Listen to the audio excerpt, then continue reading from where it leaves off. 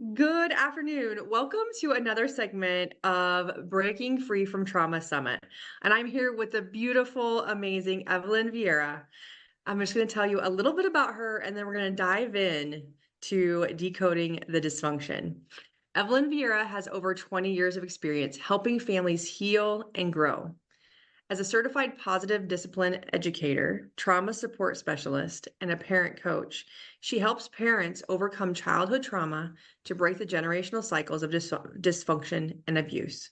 Her expertise includes understanding family dysfunction, childhood trauma in parenting, toxic relationships, narcissistic abuse, recovery, and setting guilt-free boundaries. Evelyn's trauma-informed parenting tools promote a healthy and shame-free family environment. Passionate about empowering parents, she is currently writing a book to inspire global change. Evelyn's dedication and insight provide valuable support to those looking to transform their family dynamics. This is absolutely beautiful. Thank you so much for being here, Evelyn. I'm so excited to learn more about this journey. Thank you so much for having me, Shannon. I'm really looking forward to this conversation. Oh my gosh. So let's talk about decoding the dysfunction. That is just, I don't know, it's catchy. I'm a mama. Like, this has been a thing that I have worked on, and it's an evolution. My kids might be 22 and 21, but things come up and we're triggered. And so I think this is a never ending situation. So let's dive in. Absolutely. Absolutely. So that I came up with decode your dysfunction, I don't know, in the last couple of years. And it rang true for me too. Cause it felt, I don't know, just like, how else are we supposed to make sense of what happened to us to prevent those same things not happening to our children? And what I found in my parenting and all of my work is that even if we don't want to be repeating patterns, even if we want to be the best parents in the world, unless it's not until we're able to actually decode that dysfunction and understand it and kind of purge it from ourselves, that we're really able to heal and move forward and learn different skills.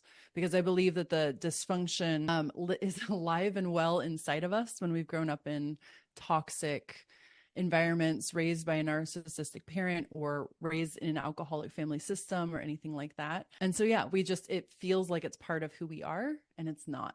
And that's the beautiful thing about the work that I do in helping parents heal. That is amazing, because I feel like it gets to be like normal, and we tend to create what's familiar to us. And so then that just really changes and goes down. That's our legacy, or that's our generational code, if you will. So can you tell us a little bit about how your experience, first of all, what made you create this? Made you be like the defining moment of like, I feel like I get to create something different for my family, for my kids. Like, enough is enough. How did you come up with that? In a nutshell, everything just became a big dumpster fire. That's kind of how I describe it. I had worked as a nanny for years, for like close to 15 years with families. And I loved working with families in their homes and helping them with their children. I always had a big heart for kids. And in 2012, I met my husband. He was a single dad and he had two beautiful little girls. They were 4 and 7. And I was like, oh, I got this gig. Like, I know how to, like step into this role as a stepmom, because I've worked with kids for so long and I love kids and kids love me.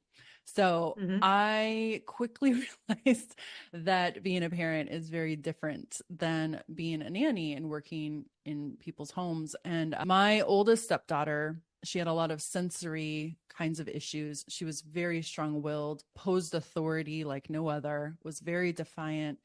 And all of her reactions to us just ignited this kind of, I would say, rage inside me of, you have to listen to me and I am the authority and you are disrespectful and therefore you're going to be punished. That was kind of how I showed up to the stepmom role. And so when I say it was a big dumpster fire, it really was. Like, I adore my husband. I love my husband, but there were some moments in the early days that I was like, I don't know if I can do this, because it was so stressful. And there was just so much disconnection and disrespect in our home. And we kind of hit this rock bottom where I was trying to be a good stepmom. He's trying to be a good dad. And yet all of the tools that we were bringing to the table were everything that our parents did with us. that we knew didn't work, but we didn't know what else to do. And so we kind of started on this path and journey, and I started researching, okay, what is conscious parenting? How do we parent differently? How do we set boundaries without shaming our kids Hmm. or, blaming them and things like that? And that just opened up this completely different path to what parenting could be. And it took a long time. It took a good year of reading books, watching YouTube videos, going to parenting workshops, and really investing in a different way to parent. And through that process, and kind of in different ways that we were trying to support my stepdaughters, we also ended up going through dialectal behavior therapy training, which is, mainly to help people who struggle with borderline personality disorder. It's used for a lot of different things now, but it's an incredible modality to help parents and children really learn emotional regulation and social emotional development skills. And so through going through that process, we learned two beautiful, wonderful things that I teach on a daily basis to parents I work with. When we have a child who is dysregulated and emotionally reactive, that is not the time to rationalize and set rules and come in and try and be the authority. That is the time to offer two things. This honestly is what changed everything for me. Empathy, offering empathy, and offering validation for their experience and their feelings. So those two things, when we learned that, and we learned that when my oldest stepdaughter was having these, big episodes, and we were so triggered, we didn't know what to do with her. We followed the therapist guidelines, and they just kept saying, just offer empathy and validation for her experience. Don't change her behavior. And when we did that, she was able to self-regulate and come down. Hmm. And we were able to connect and move on. And that was a Because there was, right? changer for us. Sorry, what was that? There was no shame in it then. It's not like No, she was there was no wrong. shame in it. Yeah, There was no shame in it. And that is another amazing. piece of this too that I work with parents on is our own self-talk, and how our egos are, when we're raised in dysfunction, our egos are automatically attached to our kids' behavior. It's Mm. just part of the gig. If my kid behaves well, I'm a great parent. If my kid doesn't do well, or they're struggling, or I'm doing something wrong, it's my fault. Mm. And so there's this like emotional roller coaster that we're kind of on, that's attached to our kids. And if we're on that roller coaster, we're going to do whatever we can to control our kids to make ourselves feel better. And I was on that for so long. And once I realized and kind of cracked this code of realizing, holy crap, she can be freaking out. She can be going through a hard time. She can be having all of these emotions. And I can step outside of that and support her and not be triggered by it, and give her the gift of actually just being herself without me reacting to it from my own trauma. That was just such a massive game changer for me. And that is what kind of like catapulted me into the work that I do. Because once I started realizing these different tools along the way, it was so transformational for us in our home and with our kids and with my stepdaughters, that I was like, every parent needs to know this. We need to Absolutely. know these things. And so that's kind of what put me on this journey. That is amazing. It would have shifted so many things. Like, had I known these things 15, 7, maybe even 22 years ago, that would be amazing. No, I love this conversation. It's really the connection, and it's the creation of a positive relationship with your kids. And letting go of the shame is amazing, because then they're not going to carry that shame and that disconnection throughout their life based upon their emotions. I just am so connected to helping people self-regulate, like literally intentionally going in instead of looking out source and then damning or shaming themselves for their emotions, right? We get to feel the dang feels, and kids are so emotional, especially, I don't know about you, but I have 3 girls. Mm-hmm. And so, and my now husband has 2 boys, and they are so emotionally polar opposite beings. And so I just feel like they're so emotional when they're little. They don't know how to express it besides massive emotion, like all of the things. And then just girls just I don't know, friends, like those Yeah. teenage years of girls and their emotions and their mouth is so Yes. interesting. But I was a foster parent and I also taught, like, I also did education, the other side of foster care. And because I had, so many kids, we have a blended family as well. And so we have 5 children. So my husband has two, I had two, and then I adopted one through foster care. Mm. And so we have both sides of the experience, right? And the emotions are so interesting. And so they would come to me like, Shannon, you have so much experience in this. You're so chill, like you're so calm. Will you teach these foster parents how to deal with teenage girls? Like Mm. the just dysfunction and the animosity and the running away and all of these things are happening. And so I would go into their home and be open and be like, okay, so like let's get a feel what's going on. And I was just like, wow, that is so interesting. But it's a hard moment. Emotions are, like you said, they're so triggering for us. It wasn't this child's issue. It was the parent or the foster parent's issue that was coming up for them, and just helping them communicate was a huge key, like literally being on the same page. If she wants to play Minecraft all day, why don't you sit and play Minecraft, or just Hmm. sit with her? You know what I mean? Just find an open area. Like 15 minutes of Minecraft's probably not going to kill you. Like Yeah. it's okay to like get in their world a little bit and try to understand and just be open. That's the biggest thing. You were open for other ways of helping and to also keep your family connected Hmm. and in a loving space. And that's beautiful. I love it. So I'm curious, how can we, because I hear you talking about like the anger and the outbursts and the volatileness that was before you started finding these different modalities. So how can we be mindful of our own triggers, our own anger, and not reverting to shaming or manipulation, words? Yeah. Because we tend to just do that. And you even brought it up. I don't like this. Doesn't it feel good? You're grounded. Yeah. How do you do that with your parents? Yeah. So I really believe it's crucial. We have to hijack and bypass what we've been taught.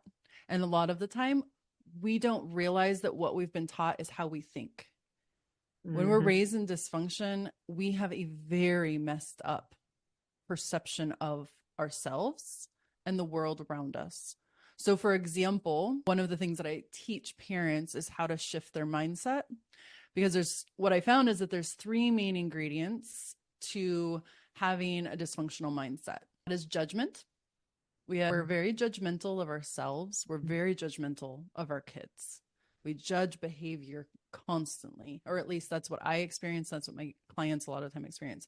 So judgment, we make a lot of assumptions that are based on our own baggage that aren't true. And I can give some examples of these too, I would that love might that. help people really process what these things mean. Hmm. There's judgments, assumptions, and labels. Labels are awful because they put us in a box. So, for example, if your child, let's say you're at Target or something, and your kid throws a fit because they see a toy they really want and you're not going to get them the toy, you might be thinking, oh my gosh, I'm embarrassed because my child is throwing a fit. My kid is acting like a brat.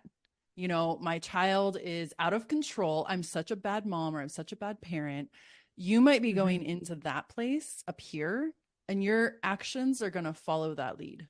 So your actions are not going to be, taking care of that child and addressing the behavior based on the child's needs. It's fully based on what you're telling yourself and the story you're telling yourself about your child and your kid. So that's the first Mm. step, is like really understanding that our perceptions are not reality.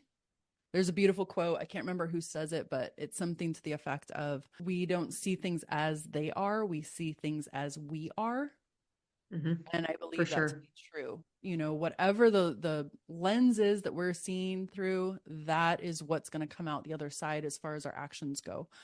So it's really important to hijack that system. And the way I help people hijack that system is to replace those old school dysfunctional ingredients with different ingredients. And those are being neutral, instead of kind of having black and white thinking, I'm all bad or my kid's all bad or all good, of being neutral, focusing on facts. So focusing on, oh, my kid is throwing a fit on the ground, not my kid Mm-hmm. is a brat. That's a Mm-hmm. label. So focusing on facts and curiosity. You know, Brene Brown in her work around shame, she talks a lot about Yeah. curiosity. And so being curious, you know, and showing your kid like, hey, I don't have all the answers. You might be throwing a fit, but may not know why. It may look like it's because you can't have this toy, but it doesn't mean you're a brat. It means Mm-hmm. you want something and you're upset that you can't have it. And I think as parents, we forget that. We forget that kids are in this kind of fight or flight mode a lot of the time because they don't have their tools. And Mm-hmm. we also forget that it's okay to want things and it's okay to be upset that we didn't get something we wanted. So Absolutely. showing that empathy and being, you know, getting down on your kid's level when they're throwing a fit on the ground and being like, hey, you're super upset. You didn't get to have that truck today. I totally get that. Let's take a picture of it so maybe we can put it on your, you know, Christmas list or birthday wish list or something like that. So you're not, you know, punishing your child for having a natural reaction by showing they have a desire and they're bummed about it, you know, because Mm-hmm. that's where the shame comes in. Because then that child might Yep. walk away from that experience if you grab their hand and, Johnny, you know, you're acting like a brat and you can't have everything you want and blah blah blah. That child is then going to internalize that when I want something, it's not okay to share it and express it because it will make mom and dad mad.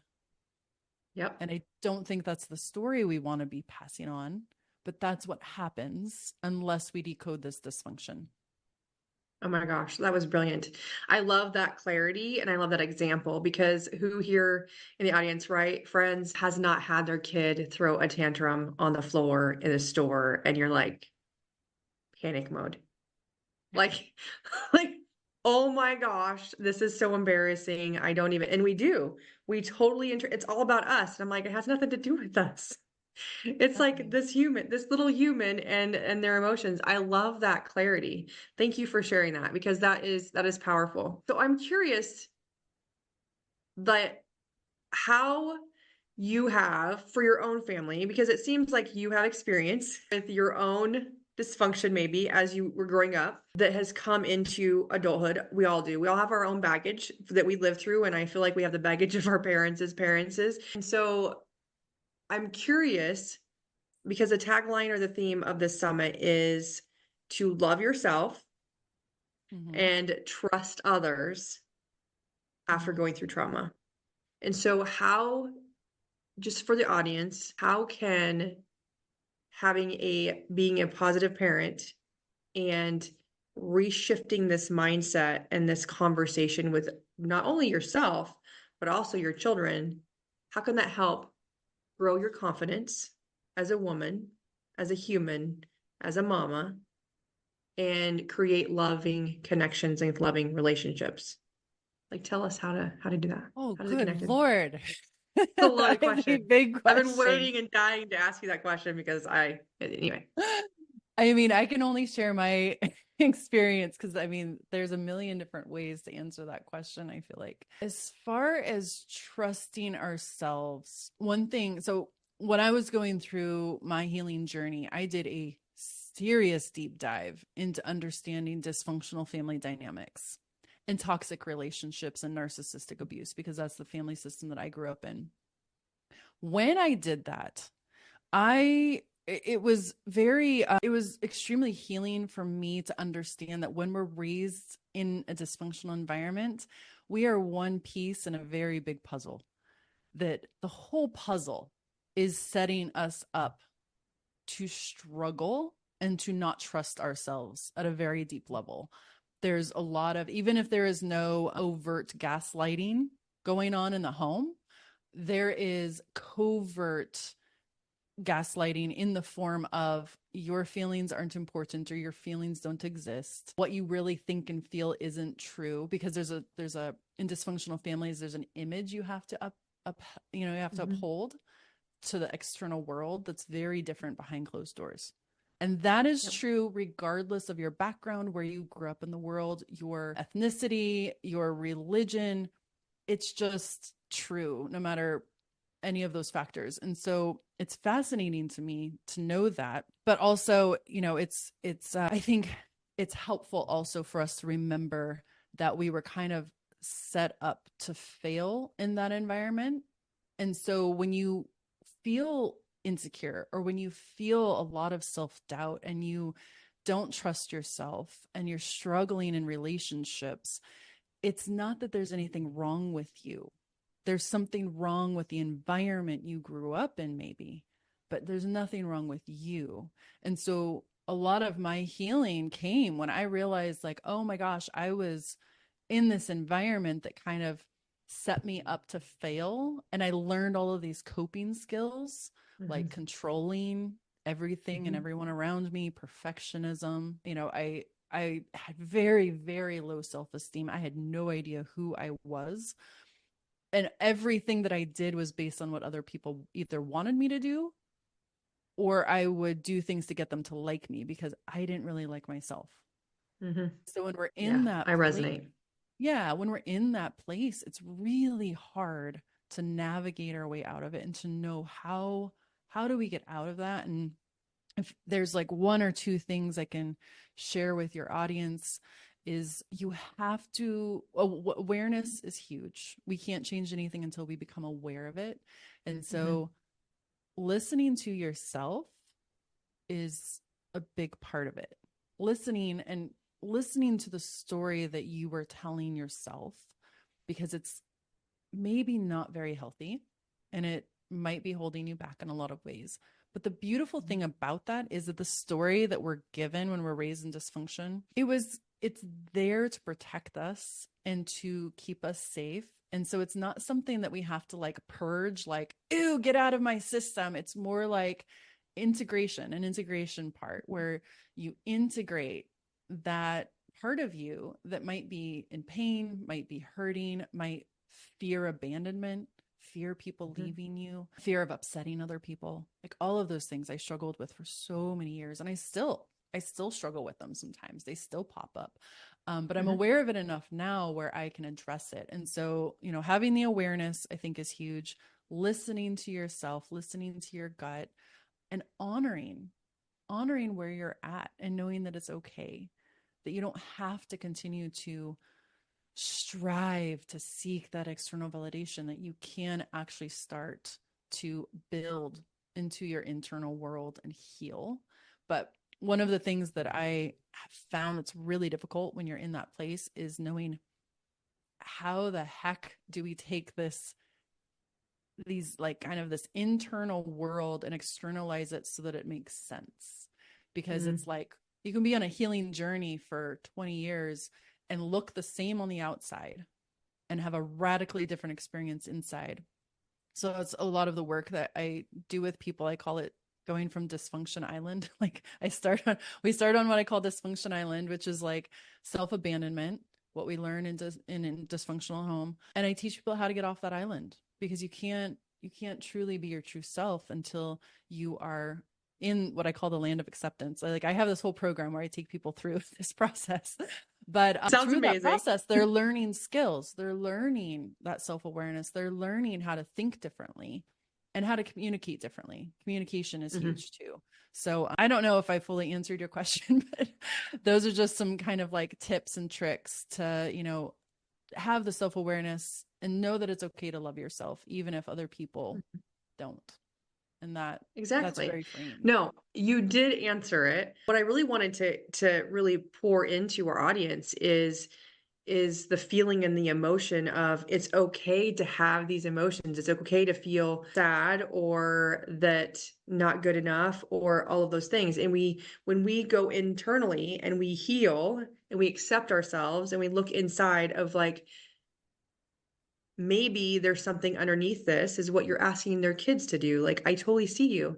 I hear you. I see you. I maybe don't understand why what you're so upset at with.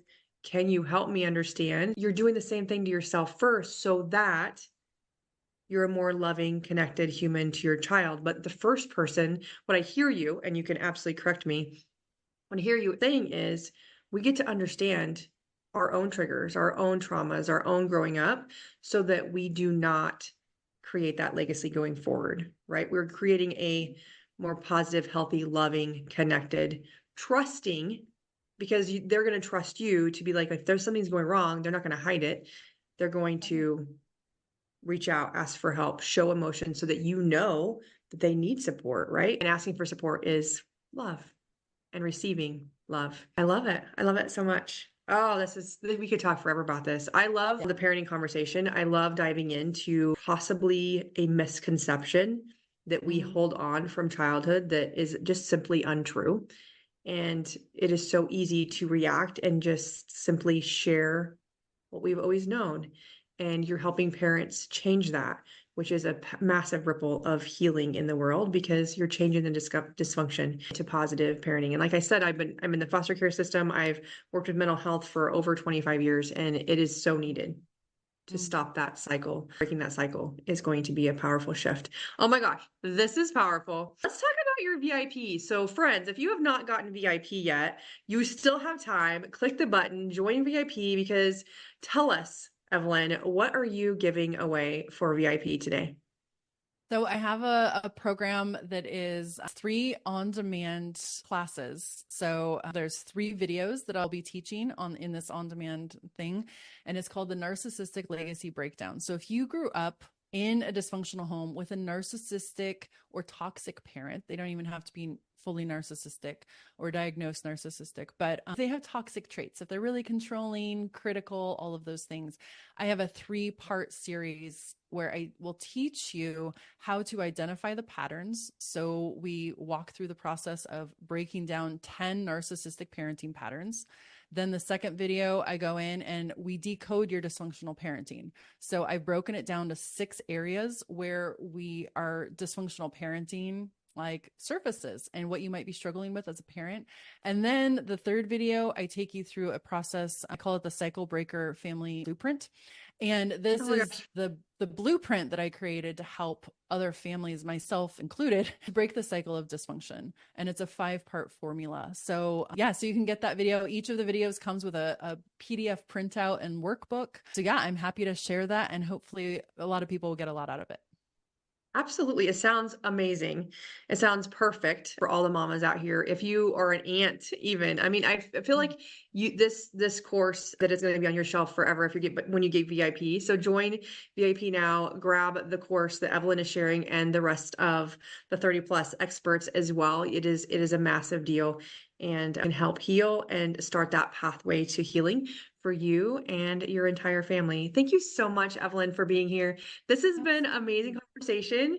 You've enlightened me again. Like I said before, I wish I would have known, right? We always say that. Yes. Like, had I known, it's okay. It's our journey and we are starting to learn now. And so thank you so much for sharing your expertise. This has been brilliant. Well, thank you so much, Shannon. And I'm just, delighted to be here and hope everybody enjoys this entire summit. So thank you so much. Absolutely. Thank you.